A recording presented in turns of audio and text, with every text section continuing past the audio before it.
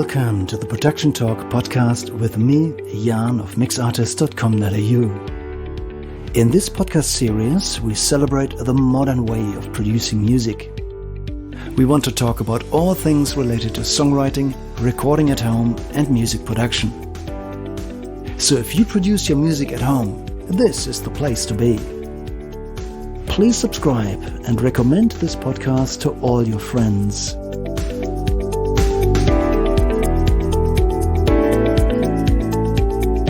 This is the Production Talk podcast, episode 70. Welcome back to another episode of the Production Talk podcast. At the beginning of this episode, as always, I would like to acknowledge the traditional owners and custodians of the country that we are meeting on today, the Arakwal people of the Bundjalung Nation, and I would like to pay my respects to elders past, present, and emerging. With me today is a very special person, the winner of the Gold Coast Music Awards, Artist of the Year, and lead singer of Hussy Hicks. With me is Leesa Gents. Welcome to the podcast. How are you today? Thank you so much for inviting me, Jan. It is really great to have you. Look, we are both based in the Northern Rivers. I don't think we have met in person before, but maybe we have walk past each other somewhere in the streets, who knows? But at some stage, it would be great to actually meet up in person. But of course, I've seen you on stage, and I'm sure pretty much all of our listeners, local or internationally, have pretty much heard about the Hussy Hicks band. Can you tell us about a few milestones of your musical career quickly before we move on to other things? Sure. Julz and I met and started playing music together late 2004. We kind of just struck up this friendship that has meant that we've just continued to play music together and, traipse around the world. We've put a lot of focus on touring in a lot of random and regional and remote places. We love to travel. We love playing music, and we really love meeting people and experiencing things outside of our comfort zone. So that's kind of been the ethos of the Hussy Hicks, to just keep the show on the road and have as many wonderful experiences as possible. Lovely. You've obviously played in, some small places, but give us a couple of highlights. You've toured the world. So what were the musical highlights, the touring highlights of your career? Look, there are so many. Of course. Particularly, in the last couple of years before COVID, before 2020 kind of shut us all down for a while, we became sort of regular visitors to the touring circuit in Alaska, which... Oh, wow. Yeah, which is such an extraordinary place, and the people there are so incredible. We really did fall in love with it. So we've done several tours there and played one of their major festivals, which is called Salmon Fest, which was definitely a highlight. We've also played major festivals all through Europe and the UK, and obviously here in Australia. Blues Fest, which is our local major festival here, is always one of the highlights of the year for us. We've played that many, many times, and we pretty much always keep our fingers firmly crossed that we'll be able to play it again, in every coming year. But there's been so many amazing experiences that we've had, and everything from playing small house concerts in someone's wine cellar in the south of France to being on a major stage and playing in front of many thousands of people, we kind of wow. We kind of run the gamut of all different performance experiences. It's super hard for me to pick out, just one or two because there's so many. Of course. Look, you don't have to. That's fine. Look, I've seen one of your Blues Fest shows, and look, it knocked my socks off. It's fantastic. I really loved it. It's just gave me goosebumps. Thank you. Can you tell us more about your band? Can you introduce your band members? So obviously you introduced Julz, but yes. Who else do you play with? Yeah, so the Hussy Hicks essentially. At its core, it's Julz Parker, myself, and our bass player is Tracy Stevens. We call her Tracy Basie, but she's also local to this sort of region. And Ali Foster on drums, who has been with us for, I think, 6 years now. So, yeah, and, we've been doing... prior to really nailing down this kind of 4-piece lineup, we had been doing a mixture of acoustic and band touring. So we still kind of keep it, it's always going to be me and Julz, and we have a fully acoustic show that we put on, which is us, both of us playing a lot more percussion, and me playing a lot more guitar, actually.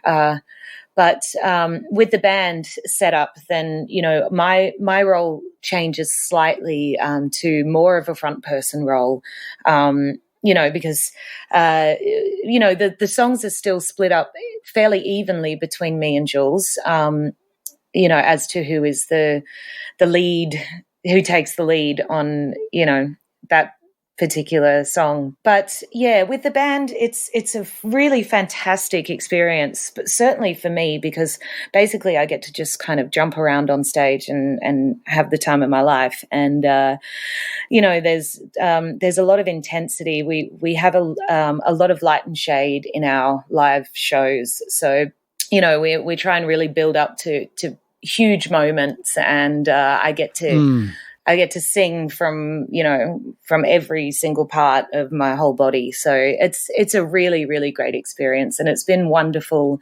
This last tour that we've done with the band has just been phenomenal. Nice. Well, that sounds fantastic. Look, to all the listeners out there, if you get a chance to see one of your shows, check out Hussy Hicks. You will not regret that. Trust me, it's fantastic stuff. And we chatted just before we started recording today, and you said you're about to jump back on the plane for more touring. Can you talk about that? Yeah, so we got back to Europe in July this year for the first time since COVID stopped everything, and we had such a great experience, and a bunch of the promoters and venues suggested that there's a couple of major events actually that kind of are the linchpin of this tour, but it's only 3 weeks. We're heading back to Europe, and we're doing a run of shows, a couple of shows in the UK, and then a couple of guitar sort of, not really festivals, but guitar events, acoustic guitar events, which we've done quite a lot of in Europe. And we, in those sorts of shows, we basically get to go on and showcase. It's usually a sort of 25 or 35-minute showcase set, and we'll be playing alongside some of the most extraordinary acoustic guitar players in Europe. Peter Finger is one who is a dear friend of ours, but, just a legendary guitar player. He's absolutely phenomenal. And, it's really wonderful to be surrounded by such high caliber musicians and to get the opportunity to do that. So we sort of scrambled and put a bunch of things together to make it worthwhile us going over, so that we can be part of these incredible events. Wow, fantastic. Look, I'm just so happy that bands can tour again, and, to see you hitting the road and getting out to Europe, that's really, really what I was hoping for earlier this year. So I'm just trying to steer to a more serious subject. You are based in Lismore, and Yeah, I've had quite a few episodes where we spoke about what happened in Lismore and the floods, and I would like to talk to you as well about what happened to you. And it's my understanding that you've got a studio nearby the river, and you were flood affected as well. Is that correct? Yeah, it's it's almost an understatement. Yeah. Okay. uh, I'm actually sitting here where we were sitting on the 28th of February. So we we've had this property for several years now, and we've experienced a couple of minor and major floods. And everything in between. We have this kind of process that we go through before a flood. And, all the vehicles get taken out. And it's not really until we're at the major flood level that we're really affected here. You know, the studio is 3.2 meters off the ground. We lift everything up to the roof. There's a kind of routine that goes with living on a floodplain. Yeah. And we had done all of that, and we were anticipating a larger flood than we had experienced before. But the February 28 flood was almost 2.5 meters higher than anything on record, and for us, that 2.5 meters meant over the roof. Oh, gee. So all of the preparation that we had done, everything that had been lifted up to the roof line, which, nothing on record could have possibly prepared us for the amount of water that we had. But yeah, we were in here as the water was rising, and it was quite a slow process, actually. The Sunday night was fairly chilled. It had been raining constantly, and there was heaps and heaps of water on the ground, but we hadn't actually been inundated by the river. There's a point when the river comes across here, and it wasn't until late Sunday night, that the water really actually started to rise. And, there were a few rookie mistakes that we forgot a few things that were under the house that had already started to float. And by that time, you don't really want to be in the flood water, Yes. So we sort of realized, okay, all right, this is really happening. And, and then, when it started to broach the floor, and it's almost like it sped up, and you start to watch the entire contents of your house. Anything that's left on the ground starts to float. Anything that I thought wouldn't float, hardwood tables and chairs and things that are super heavy, they all started to float, and everything, it becomes chaos. Everything ends up everywhere, So we at the point where it sort of seemed like it would be dangerous to stay inside, we went outside and jumped on our boats. So we had prepared 2 boats, 1 kayak, a 1-seater kayak, and 1 surf ski type boat. And we had paddles. We had our, bug out bags packed with water and a few medical supplies and, head covering and a warm change of clothes. But, you couldn't take too much. At first, Julz had all of her hard drives in her backpack, but it was too heavy, and the balancing on the boat became really quite difficult. Wow. Yeah, so we really experienced the flood in in the most intense kind of way, and I know that there's thousands of people across the region who experienced it in a similar way, but for me, I really did feel that there was a point where it would stop, and through our whole experience and to the point where we were rescued, the water was still rising. That's terrible. I sat on the roof. As soon as we got the first bit of sunlight or light, we decided that it was we had to go over to our neighbours and check on Jim, because Jim had stayed in as well. And by that point, he was in a pretty bad situation. So Julz paddled across in the most sturdy boat, and I stayed here and sat on the roof, which, you know, was was quite an interesting time. You know, we'd sort of been through all of this kind of hectic, watching the flood unfold, and then at the most hectic point where the house is completely engulfed in water, we had to separate. So that was quite a lot to deal with. But that must have been both terrifying. of us remained really calm. Mm. Yeah, I mean, you know, we were clearly fueled with a lot of adrenaline. Okay. And everything seemed like it was happening the way that it was supposed to happen. I know that sounds really strange, but you know, I was sitting on the roof, and we had tied our backpacks underneath the highest point of the outside balcony. So I just kept sort of leaning over and trying to lift them a bit higher and position them, you know, as high as possible. And that was kind of my focus, and to stay calm and also to get help to us. So I called my family, who arranged, you know, we've got, I have cousins who live in Wollongbar, so not very far away. And,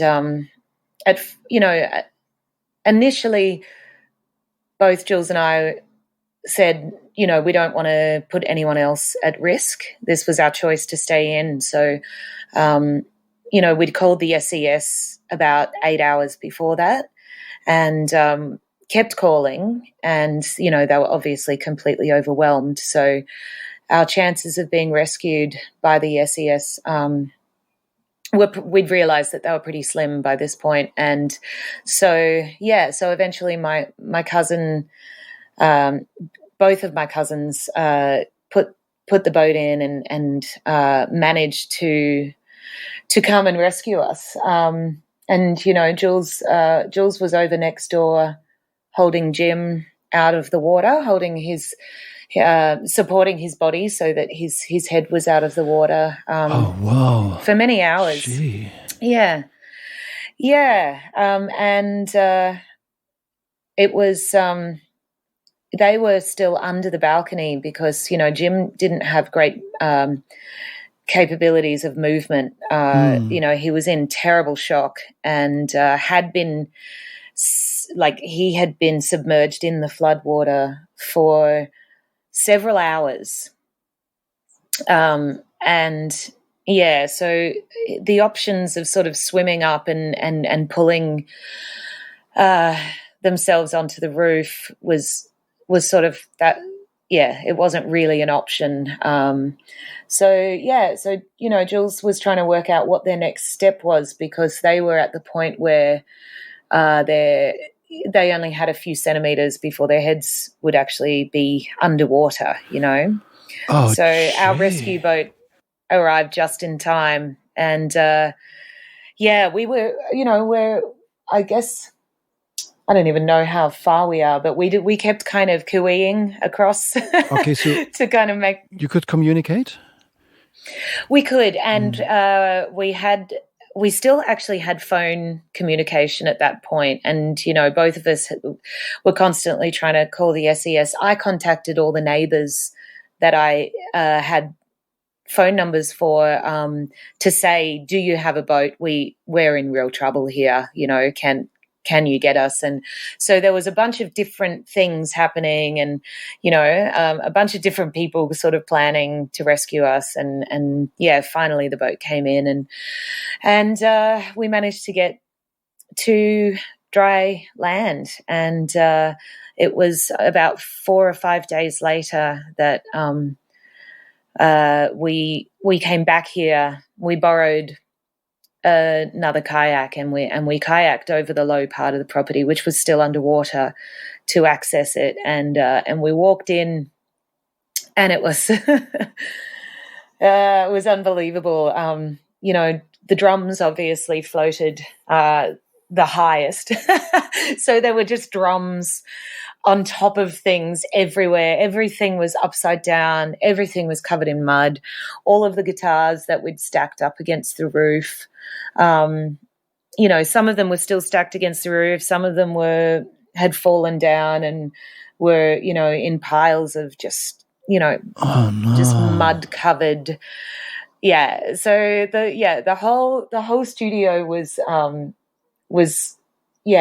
completely ruined. Julz's beautiful NS10 speakers, they're made of chipboard basically, so they kind of explode. Everything that's made of wood kind of expands, and the necks on the guitars kind of, they've been hanging in water for a couple of days, so the binding pops off. And the state that we walked into was pretty crazy. Like Armageddon had truly hit. Wow. Oh my God. Was there anything you could rescue from your studio? Any musical gear? Yeah. Cymbals?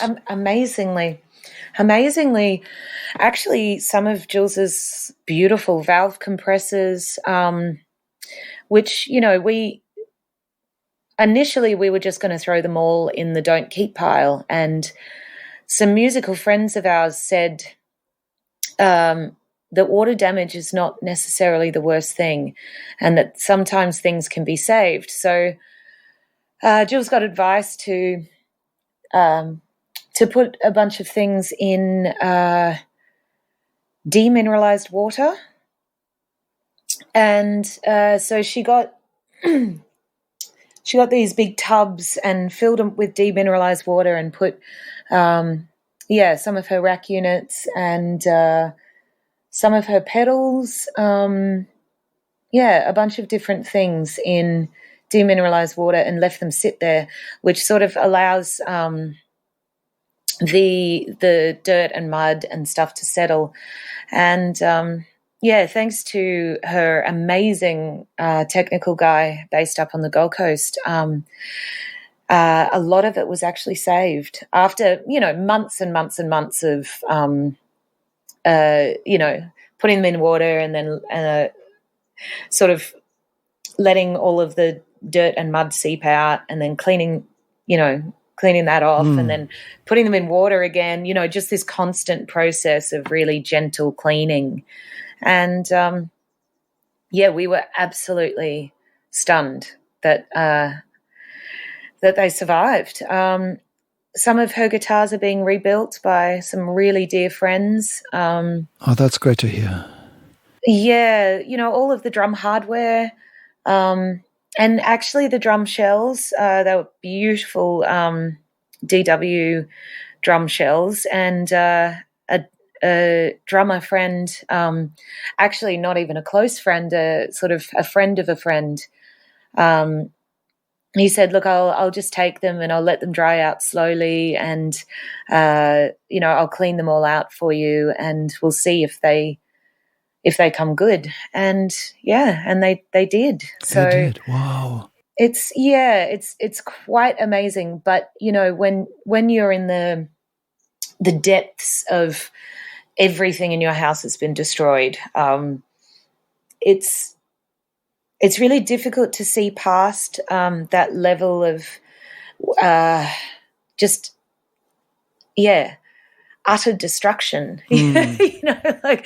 It seems like you could never possibly have enough time to clean all of this stuff up and to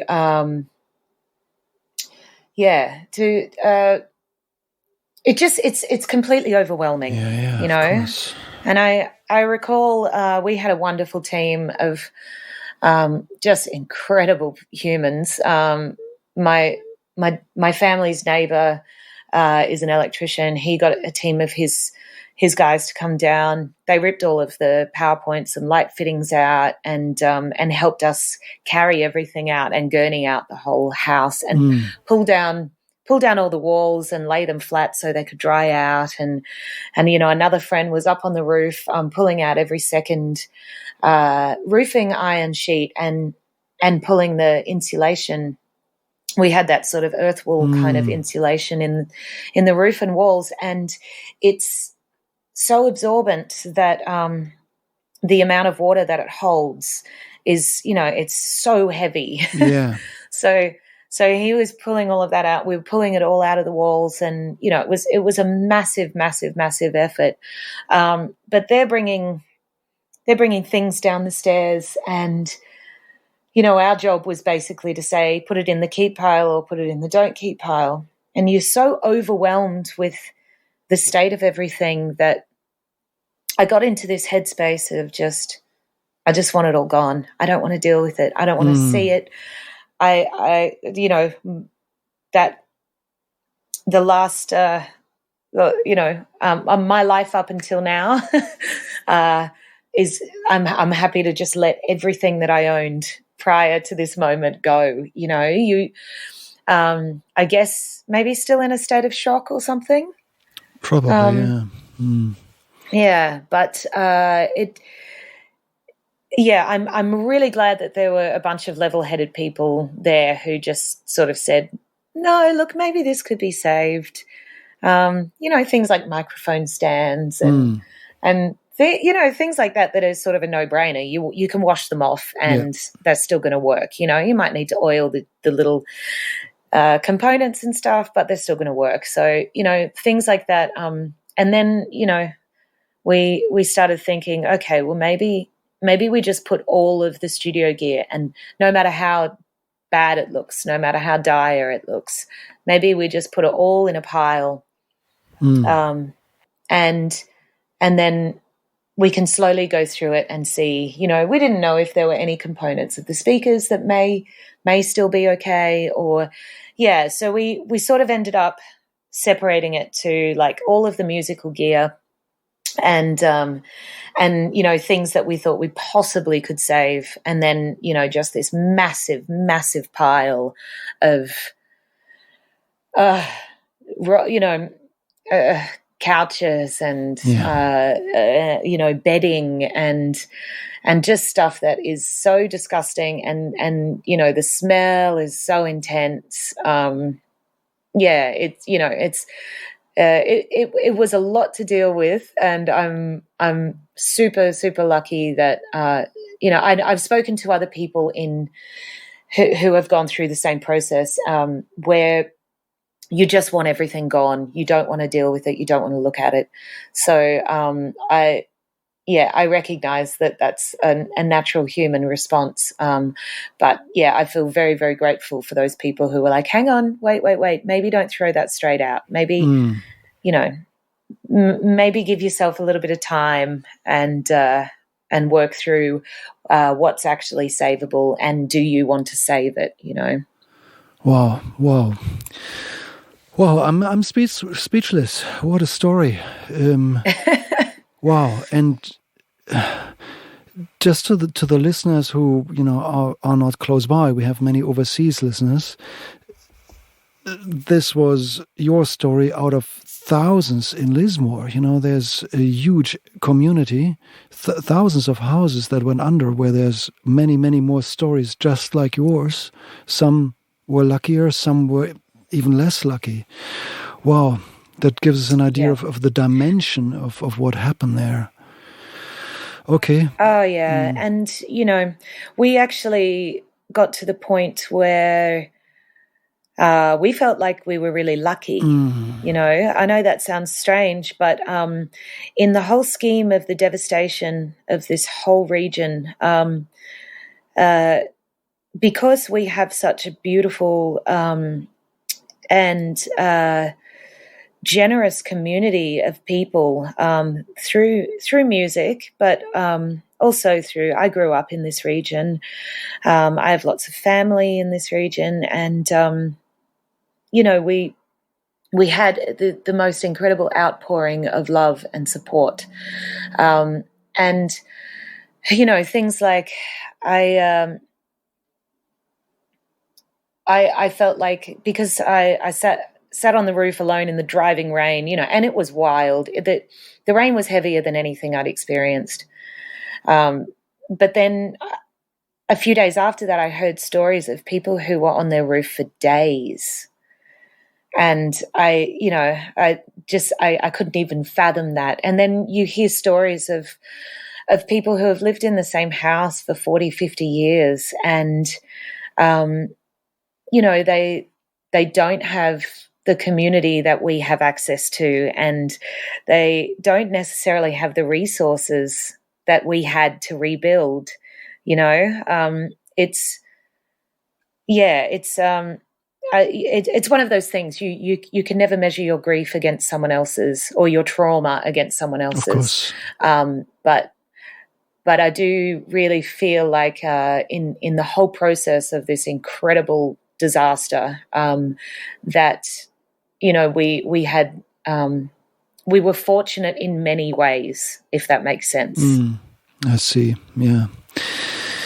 Yeah, I see. So maybe let's talk about, the days and weeks after. So there was a huge cleaning effort, and, the wider community rushed to help out. And I found that among all the devastation and the trauma, there were lots of bright moments of hope and help where it wasn't expected, where just random strangers walked up to random houses and started helping, and just friendships built in these moments. So I found that our community came together like I've never seen it before, and I found that gave me hope personally.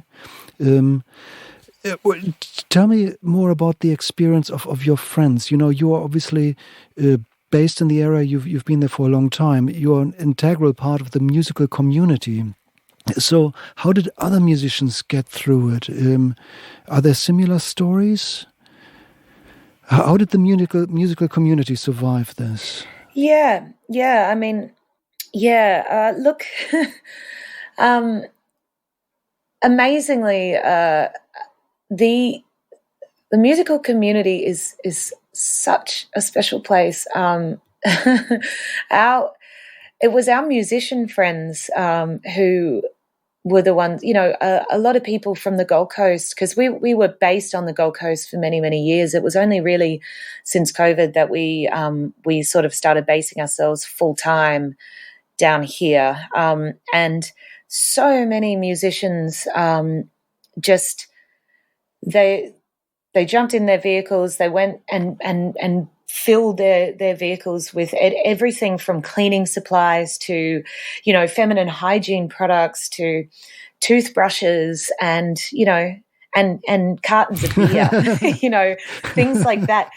And then they just drove around to random people's houses, and they would spend a couple of hours cleaning, or they would just give them a beer and offer to sit and have a chat. All of these really, really beautiful moments of human kindness that you mentioned, that, constantly you would hear stories that would bring you to tears. As far as our musical family here who were affected, it's been pretty tough. One of our mates, Dan Pearson, his stage name is Triple Nip, incredible spoken word artist and rapper. He lost everything. He did manage to get in and get his father's paintings and some of his lyric books, and managed to clean them off and recover them, which he said was the only thing that he was really really concerned about. But yeah, he's now still, I guess, however many months on we are, living in a disaster pod.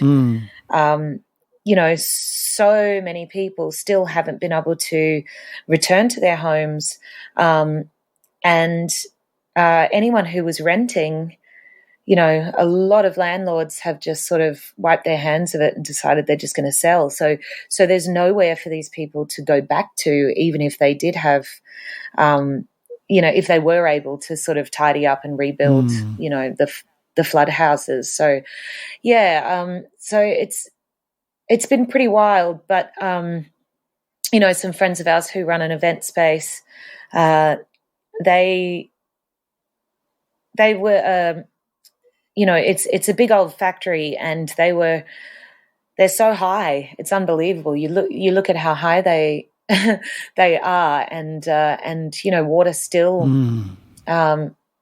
it still went further than they they had allowed so much space, and yeah, it's just crazy.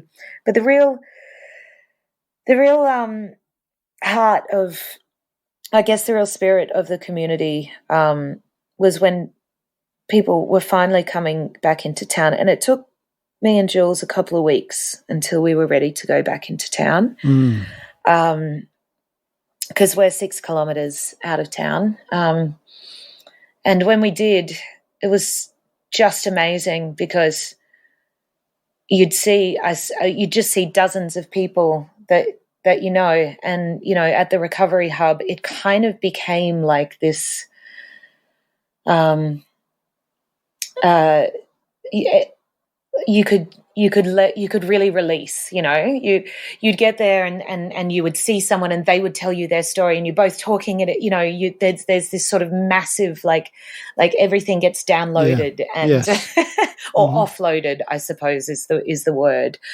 And yeah, you just realize that everyone was really in the same position, and we were all still trying to stay strong for one another, whilst breaking down. And at the time, my emotional breakdowns were not for me. They were never for me. They were usually caused by an amazing act of kindness, or by hearing someone else's devastating story. Wow. Yeah, wow. So many stories to be told. Yeah, I don't know if I've answered your question or if I've just been rambling. No, that's perfectly fine. That's perfectly fine. Look, but isn't music one of the best places to download or offload, whatever you want to call it, your thoughts and stories, and put them into song? 100%. Same Boat is one of your songs that I guess caused some ripples, if I may say so. Can you tell us more about the song and where it's coming from, and the meaning and the lyrics, what it's all about? Well, Same Boat was written probably a couple of months after the start of the lockdowns. I see. And I guess in a way, we had a huge 2020 planned. We had 3 international tours that were cancelled because of COVID. We had a huge Australian tour, obviously Blues Fest. That was all set to be, the biggest year of our career. And I went through a lot of grieving, I think, during the pandemic, sort of grieving over missing out on all the experiences that I was looking forward to. And Same Boat ended up being, I guess, me sort of coming to terms with, okay, well, I guess, it's not just us. It's not that one of us has got sick and we've been grounded. This is everyone. Everyone in the music industry is suffering right now, and unable to work. Obviously, large gatherings of people were off off the cards. So that was kind of the essence behind writing Same Boat. I wanted it to be fun. I wanted it to be a fun song because it was such a serious subject for me. So I liked that contrast of this kind of, really kind of almost playful sound. Like with the production of it is quite deliberately 80s inspired. It sounds very, we listen to Cyndi Lauper snare drums, and we listen to a lot of Pat Benatar production, and we went for that. We deliberately went for that, and I think it really suits the song.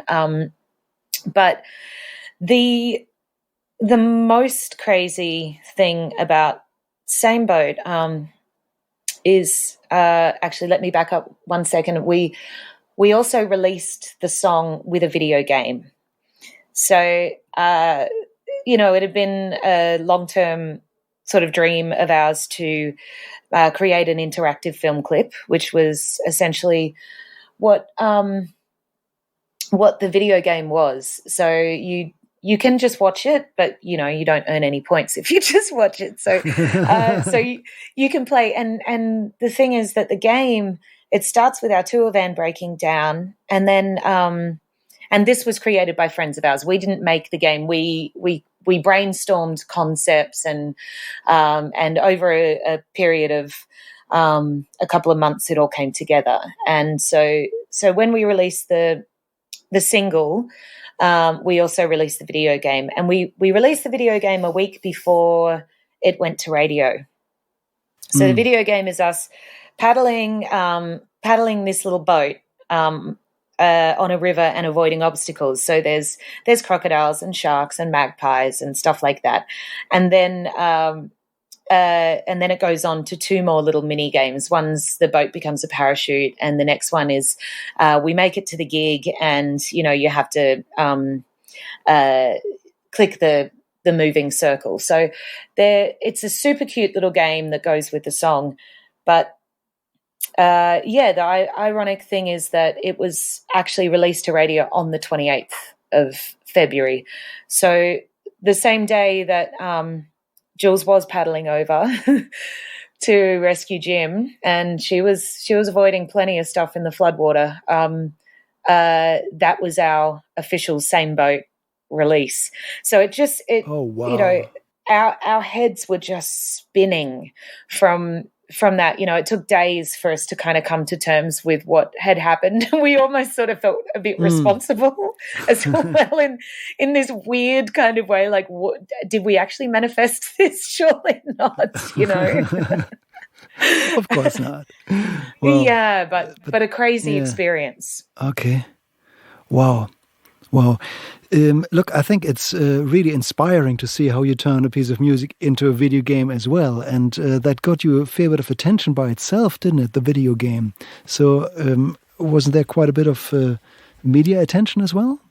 Yeah. Look, people really dug it. We loved doing the video game so much that the boys from Monkey Noise, who are family friends, friends of Julz's brothers, so she's known them for many, many years, and they are video game creators. So they enjoyed the project so much that they suggested we do a video game for the rest of the songs on the EP. So we thought that was a great idea. And we actually ended up packaging the 3 video games and all of the songs into our very own Hussy Hicks app. So we have an app that you can get on the App Store, and in the app, it starts, and it's almost like coming into our studio.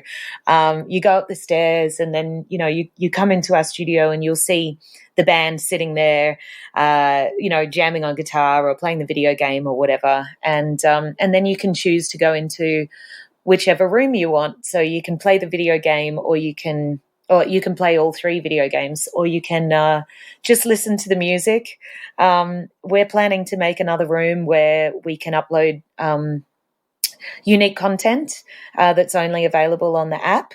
So, there's a lot of forward development as well that we're planning, and to also release like old demos and things, because we've realized we lost so many hard drives and we've lost so much of our data and our old recordings that that possibly just sharing a lot of that back catalogue stuff that was never released, it might be a great way to do that. So and the app has really been it's been cool. It's a lot of people are like, I don't get it at all. I don't know what you're talking about. What do you mean you've got a Hussy Hicks app? But the people who get into it absolutely love it. And we actually charted with the app. We charted on the iTunes app charts at number 2, just under Minecraft. Wow. And above Grand Theft Auto, which was really cool. So it's kind of an interesting idea. We haven't heard of anyone else doing it, and we definitely want to keep putting some energy behind that whole concept, and keep growing. I love it with that idea. I love it. You're obviously thinking outside the box there, and you're coming up with phenomenal ideas. That's great, and that all pans out. So, look, Leesa, I really respect and appreciate your resilience. How you got through the entire flood phase, and now you seem to be operating again. You're touring just a couple of months after. It's been 9 months approximately. Yeah. And when you told us the flood stories, this sounds to me like something that would end so many careers. A lot of people would just give up and walk and start a new life elsewhere. And you're back up, you're operating, and you're doing this so successfully. So my respect. Thank you so much. What advice have you got for other musicians who are struggling in their life, who are experiencing hardships? How do you work through this mentally? Look, I think that I think for me it's been really, really important to remember that the music creation aspect of what we do is some of the most healthy processing of emotions that. Well, for me, certainly, I can only speak from my personal experience, but that process of creation, of writing, recording, even just performing live, but feeling all of the things. Like I in a live performance, I get to kind of run the gamut of so many different emotions. I'm Not a Dog is a really angry song, so I get to feel that on stage and get it out, I go through phases where I can't write and I get a bit blocked, but then it's like everything just completely flows out and you're sort of back in this creative space and everything, and I feel like it's really good therapy for me personally. Therapy. Music is. It definitely is. Yes, it's so healthy for our souls and minds. Yeah, and I know that with all the COVID stuff, that it's been extremely difficult for musicians and music creators. We've all had to sort of question what our purpose is and what role do we play in society, and it's been a really tough time, but we have never, Julz and I have really never spent too much time dwelling on the business, like the industry side of things. We have heaps and heaps and heaps of industry friends, and, you know, a lot of the bands that we hang out with are heavily involved with the industry stuff. But, you know, for me, kind of consciously letting go of that, trying to climb up the ladder, you know, and realizing that the process of creating and performing music is that's what I'm in it for. You know, I'm not in this to be on the television or to be in magazines. You know, it is for the musical experience, and I think a lot of us can get caught up in the game and forget that part of our drive to do this, or you know, most of our drive to do this is because it's deep in our heart and soul, and that it's important to get it out, and, you know, that it's not necessarily, you know, even things like Spotify plays and, you know, numbers and stuff. Like, I know so many independent and record company musos who are really great at doing all that stuff. But for me personally, I'm not great. I'm not great at it. I think what I am good at is creating music and performing it to people, you know. Okay. So focusing on the aspect of you know, where the joy that you get from what you do.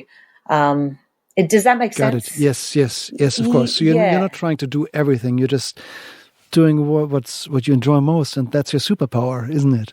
Making music. Yeah, and not getting stressed out about all of the other stuff, and again using, you know, comparing yourself to other people constantly, and all of that sort of unhealthy behavior. Okay, good, got it. Look, I've got one last question, if I may. If listeners want to find out more about Hussy Hicks, about you and your band, where can we direct them to? Well, definitely the app. Okay. Off to the App Store? Yeah. Off to the App Store. Or, you know, we obviously do all the social media stuff. I should say sign up to our mailing list. But this year, again, I've been terrible with all of that stuff. I didn't even send out an email, for the EP release, but, you know, I do send out maybe a couple of emails a year to let you know what we're doing. But and we have a website where we host all of our gigs. And really, what's the address? I think it's just hussyhicks.com. There we go. And it's going to be in the show notes, of course. So all the listeners, scroll down to the end, and I'm going to put the video in there as well, of course. Any other places where we can find you? Social media channels, YouTube maybe? We've got quite a bit of stuff up on YouTube, and Facebook, Instagram are probably the main social media channels that we post all of our events. But I would say if you really want to experience the essence of Hussy Hicks, then try and come to a show. Of course. because that's the real magic of the moment. And you know, we've always said that we're a live act. You know, we're a live musical act. That's you know, we love the studio. We love recording. We love creating in the studio. But it's really live where we get to put all of our things on the table. Fantastic. Okay. Look, Leesa, thank you so much for speaking to me today. I really appreciate all the stories you shared, and you know, it's really inspiring to hear you talk. So thank you so much. Thank you so much, and I hope I haven't rambled too much. No, like I said, I was worried that my tired brain may be inarticulate, so I I appreciate you putting up with me. You did amazing. Thank you so much. I really appreciate that. Thank you.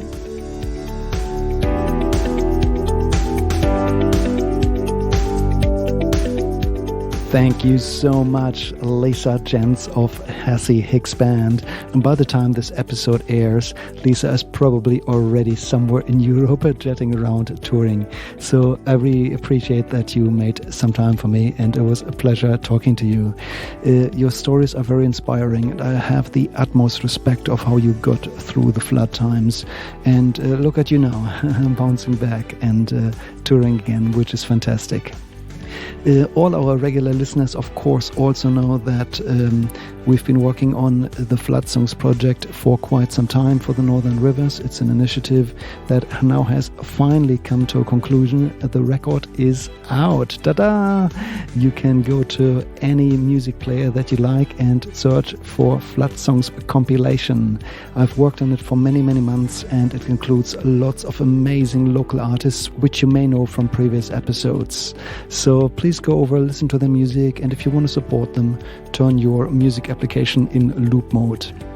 Okay, if you want to reach out to me directly, of course, you can do so via my website, mixartist.com.au, where I offer mixdown services for clients worldwide, and of course, studio recording services for anybody who needs a little bit of help pushing their projects across the finish line here in the Northern Rivers. That's all for today. I really appreciate you spending time with us today. Bye for now.